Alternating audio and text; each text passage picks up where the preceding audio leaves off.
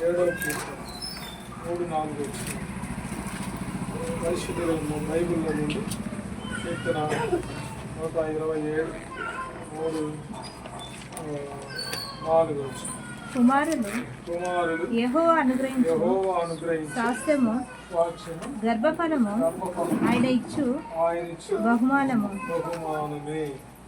యవన కాలమందు పుట్టిన కుమారులు బలము కాబట్టి పరిశుద్ధ బైబిల్లో కీర్తనకారుడు పరిశుద్ధాత్మ ద్వారా ఇది సొలొమోను రాసినటువంటి కీర్తన అని బయటపడబడింది.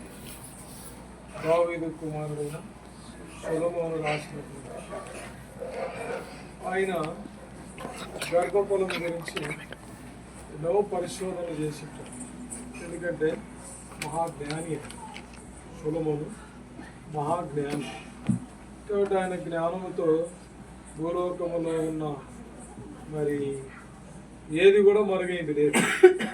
అంత జ్ఞాని, దేవుని తర్వాత జ్ఞానవంతుడని పేరు. కాబట్టి ఆయన జ్ఞానవాక్కులు వినడానికి భూలోకంలో ఉన్న వారందరూ రాజులు సహితం ఆయన దగ్గరికి ఆయన చూడడానికి దేవుడు ఇచ్చిన ఆ జ్ఞానవాక్కులు వినడానికి ఆయన ఐశ్వర్యాన్ని చూడడానికి ప్రజలు రాజులు అందరూ కూడా దాదాపుగా పరిగెత్తుకొని వచ్చిన వారే.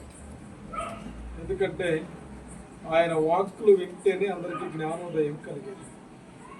ఆయన వాక్కులు దేవుడు అట్టి జ్ఞానాన్ని ఆయన ముందు వస్తూ వచ్చింది. అంత ప్రాముఖ్యత ఆయనకుంది. వారికి కాబట్టి భూమి మీద ఉన్నటువంటి భార్యాభర్తల యొక్క బంధం, భూమి మీద ఉన్నటువంటి మరి కలుగుచున్నటువంటి మరి గర్భఫలం ఆయన గుర్తించింది ఏంటంటే దాదాపుగా 1000 మంది భార్యల సంతానం ఆయన చూసింది.